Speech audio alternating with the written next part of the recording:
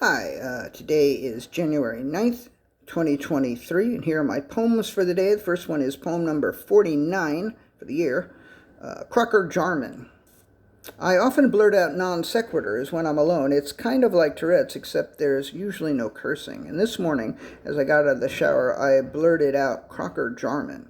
Crocker Jarmon is the name of the incumbent senator, played by Don Porter, who Bill McKay, played by Robert Redford, is enlisted to run against in a movie called The Candidate, Michael Ritchie, 1972. It was one of those movies that probably my father wanted to see when it came out, so he took me.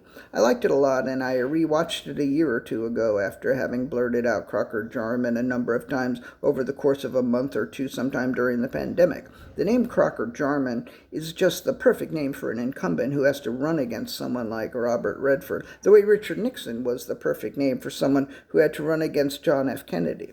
Nixon wasn't an incumbent. He was a vice president running for president, but he was like a quasi-incumbent standing in for Eisenhower, so almost same difference. I won't give the film away. In fact, I won't say anything more about Crocker Jarmon, at least not today, but I still have Nixon to kick around.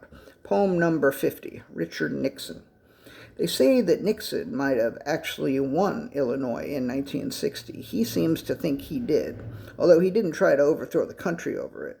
I actually read Richard Nixon's memoir, which was called R.N. I used to call it Registered Nurse. In the book, Nixon recalls the controversy and suggests that he graciously stepped aside rather than contesting the results. But I don't recall him mentioning that even if he had won Illinois in 1960, he still wouldn't have had enough electoral votes to win the presidency.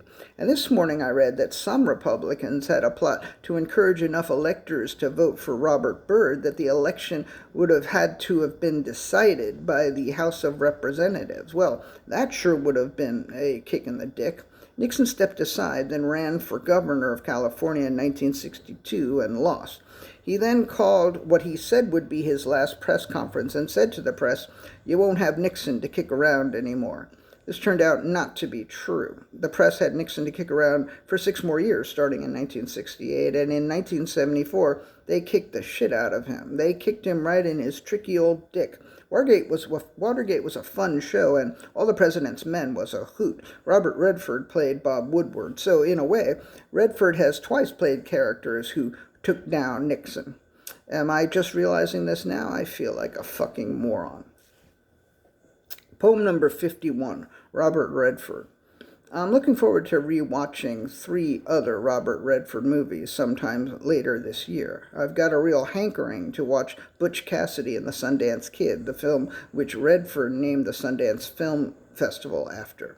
I've got an even stronger desire to watch The Sting again, and fuck me, but All Is Lost is so good, and I only saw it once. I really want to see that motherfucker again. I wrote about it almost 11 months ago in 2022's poem number 266, All Is Lost. That is a movie that sticks with you, that sticks to your ribs, that has meat on its bones, that has legs, that will kick you in the dick. Yeah, I've got a hankering for a mini Robert Redford festival, but right now I'm only a third of the way through Yi Yi, Edward Yang 2000, and after that I still have 7 or 8 more films to watch before I can say that I've seen all of Sight and Sound's current top 100, so Robert Redford will have to wait. Fun fact, Robert Redford is not in any of Sight and Sound's top 100 films. I'm not saying that as an indictment of the list. I'm just saying it because it's true. God damn, All Is Lost really does stick with you. I can't wait to watch that motherfucker again. Poem number 52, Eat a Brick. The superpowers that he found himself wishing for were not like the superpowers that he imagined other people might wish for. For example, sometimes he wanted his teeth and his stomach to be so strong that he could just eat a fucking brick. Just bite into that motherfucker and chew on it and swallow it and take another bite and another until the whole fucking brick was in his belly. He didn't want the power to punch a hole in a brick wall or to pull a brick out of a brick wall. He just wanted the power to eat a goddamn brick. It didn't seem to be too much to ask for. And the last one is poem number 53, The Eternal Hard-On. One superpower he definitely didn't want to have was the power of the eternal hard-on. For one thing, if he had that power, then when they made the comic book about him, he would be called the eternal hard-on, and he didn't want to be called that. But also, he liked the fact that his dick wasn't hard all the goddamn time. He wondered whether he would even bother jerking off if he knew that doing so would not make his dick any less hard.